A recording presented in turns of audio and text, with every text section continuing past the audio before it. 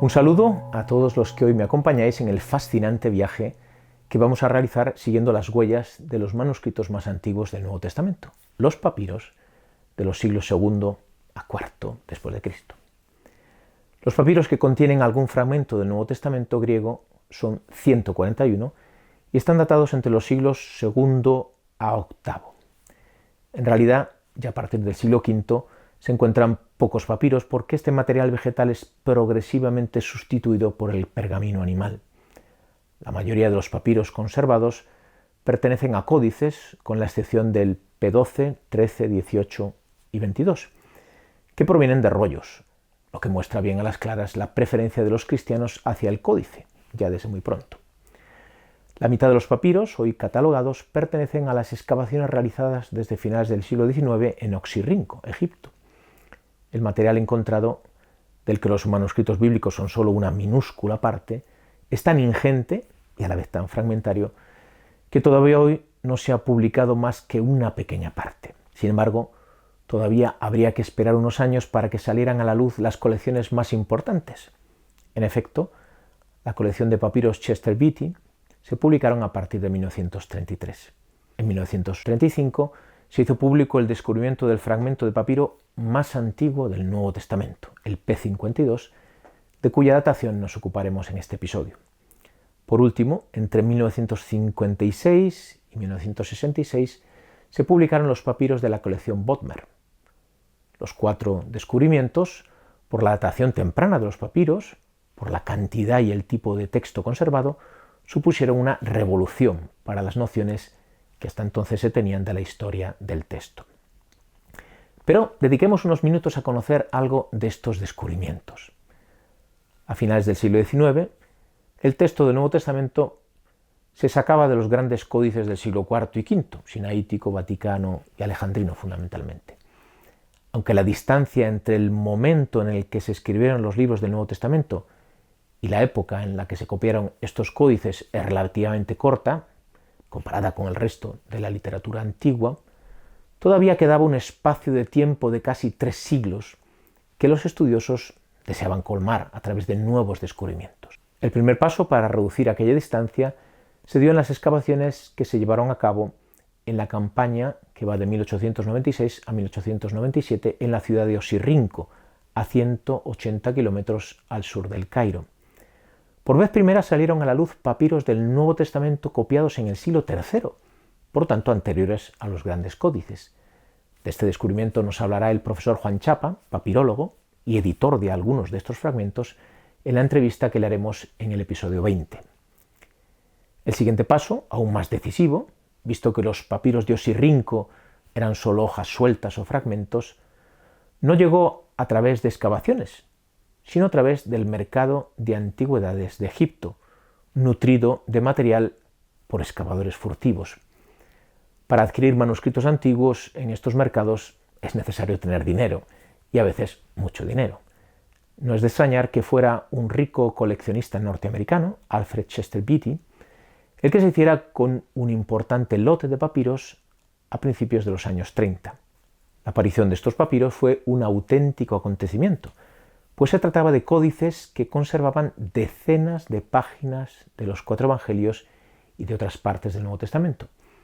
En un primer momento, algunos de ellos se dataron en torno al siglo II, aunque hoy muchos especialistas retrasan esa fecha al siglo III.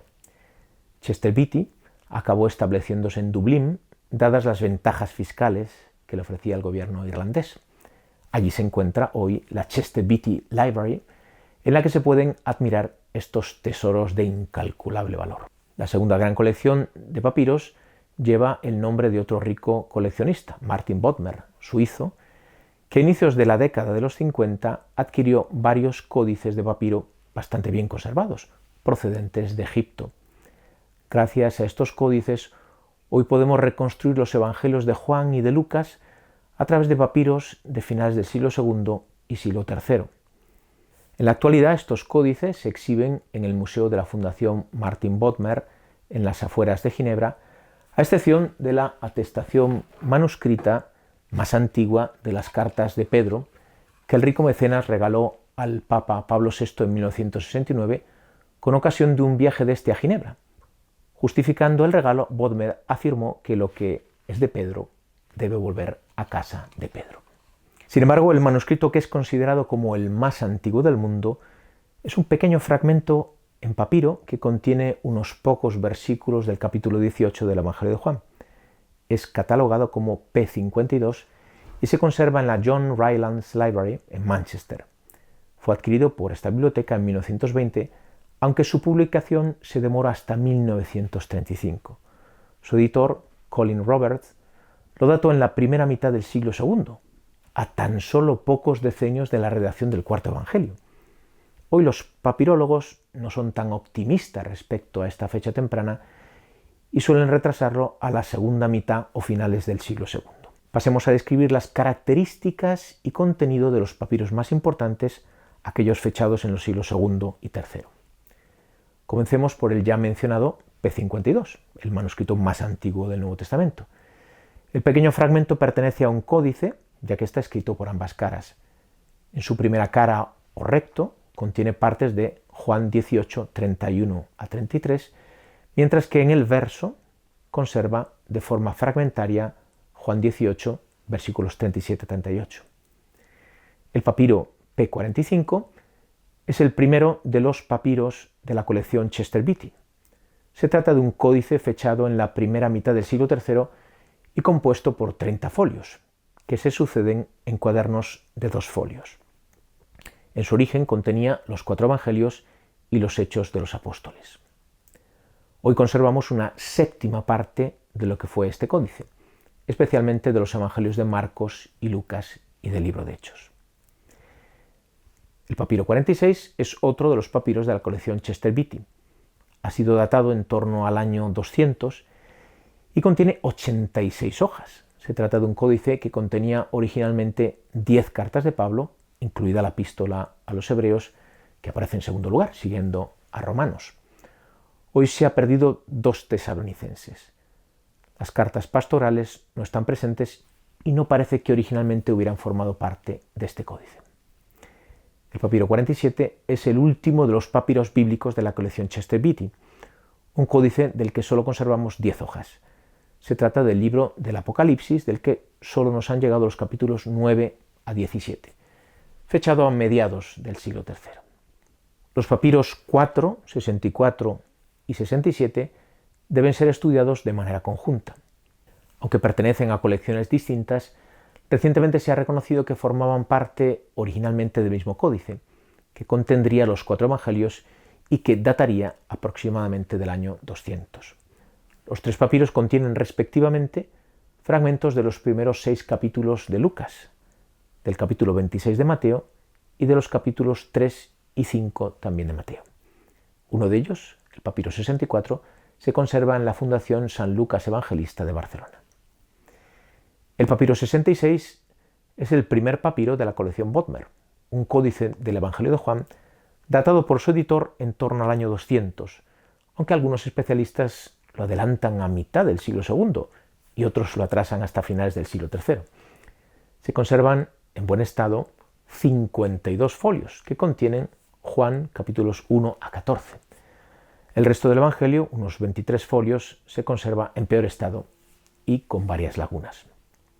Con todo, la conservación y el aspecto exterior de este códice son sorprendentes y únicos, dada su edad. Este códice confirma que el versículo Juan 5, 4 y la perícopa de la adúltera, situada entre los capítulos 7 y 8, ambos ausentes en este manuscrito, no pertenecían originalmente al cuarto evangelio. El papiro 72, otro de los manuscritos de la colección Bodmer, es un códice del siglo III que contiene no solo el texto más antiguo de la carta de Judas y las 2 cartas de Pedro, sino un buen número de textos apócrifos, además de los salmos 33 y 34. Parece destinado al uso privado y no a la lectura pública en la liturgia. El último de los manuscritos de la colección Bodmer es el papiro 75, un códice que conserva buena parte del Evangelio de Lucas y los primeros 15 capítulos de Juan. Está fechado entre finales del siglo II y principios del III. Su descubrimiento fue decisivo para entender la historia del texto alejandrino, representado por el Codex Vaticanus, ya que este papiro, unos 150 años anterior, pertenece a la misma familia textual. Carlo Maria Martini, que llegaría a ser cardenal arzobispo de Milán, consagró su tesis doctoral en 1966 a estudiar este papiro. Para terminar nuestro recorrido por los papiros del Nuevo Testamento, afrontemos una cuestión que hace unos decenios fue objeto de un vivo debate. ¿Existen manuscritos del Nuevo Testamento en Qumran? Hagamos un poco de historia. En 1972, el jesuita español Josep O'Callaghan publicó un artículo en la revista bíblica en el que proponía la identificación de algunos papiros de la cueva 7 de Qumran con textos del Nuevo Testamento. La identificación más conocida es la que propone leer Marcos 6, 52 a 53 en el manuscrito 7Q5. La edición crítica oficial de los manuscritos de la cueva 7 se había publicado en 1962. Se trata de pequeños fragmentos de papiro provenientes de rollos, todos ellos en griego. La mayoría de ellos fueron catalogados como fragmento no identificado, tanto por su naturaleza fragmentaria como por el hecho de que las letras reconocibles no coincidían con ningún libro de la literatura bíblica del Antiguo Testamento o apócrifa de Israel. La no identificación de estos fragmentos atrajo la atención de O'Callaghan, conocido especialista entonces en papiros griegos. Después de intentar de forma infructuosa la identificación de los papiros con obras de la Antigüedad clásica, se decidió a probar fortuna con la literatura neotestamentaria. En concreto, en el fragmento de papiro 7Q5, le atrajo la posible identificación de la secuencia de letras Nu, Nu, Eta y Sigma con el Genesaret Galileo. Su sorpresa fue comprobar que la esticometría, disposición de las líneas en un manuscrito, y de las letras que conservaba el papiro, se adaptaban al relato evangélico de Marcos 6, versículos 52 a 53. Con todo, la identificación tuvo que solventar dos problemas mayores, más allá del problema que presentan las letras dudosas. Por un lado, implicaba la omisión de la secuencia epitengen respecto al texto conocido, algo que podía ser plausible. Y por otro, conllevaba leer diaperasantes en lugar de diaperasantes, que es la lectura esperada. Algo también plausible, dado que el intercambio de dentales es un fenómeno no raro. Esta identificación provocó un intercambio de opiniones en revistas especializadas que años más tarde saltó a los medios de comunicación a través de las intervenciones de otro reputado papirólogo, Carsten Peter Tiede. Aceptar la propuesta de O'Callaghan suponía aceptar que hubiera manuscritos del Nuevo Testamento en las cuevas de Qumran, por tanto entre los esenios, y sobre todo implicaba aceptar que el Evangelio de Marcos ya estaba escrito hacia el año 50. En efecto, la datación aproximada del fragmento 7Q5 había sido realizada previamente junto con la edición crítica del mismo. Necesariamente es un papiro escrito antes del año 68 después de Cristo, visto que esa es la fecha en la que fueron escondidos todos los manuscritos de la comunidad de Qumran en 11 cuevas, antes del paso de las tropas romanas camino de Jerusalén. Pero además, por el tipo de escritura, el fragmento 7Q5 se data aproximadamente en torno al año 50. El debate no está cerrado, aunque la mayor parte de los estudiosos del texto del Nuevo Testamento no incorporan este papiro a sus listas de manuscritos del Nuevo Testamento. La identificación de O'Callaghan tropieza con varios problemas. Ante todo, el estado fragmentario del manuscrito, que tiene el tamaño de un sello y que conserva únicamente 20 letras, de las que solo la mitad son de identificación clara. En segundo lugar, las dos operaciones que tiene que realizar O'Callaghan para respetar texto y esticometría, suponer una omisión y un cambio de una dental por otra. En tercer lugar, la identificación de las letras dudosas. De hecho, en los últimos años, a partir de las dificultades referidas, algunos autores se han posicionado en contra de la hipótesis de O'Callaghan o han propuesto identificaciones alternativas, identificarlo con obras clásicas o textos bíblicos. No hay tiempo para más. En el próximo episodio pasaremos a describir las tres categorías restantes de manuscritos del Nuevo Testamento, en los que ya encontramos libros o Biblias completas. Se trata de los códices unciales, minúsculos y leccionarios. Os emplazo para entonces.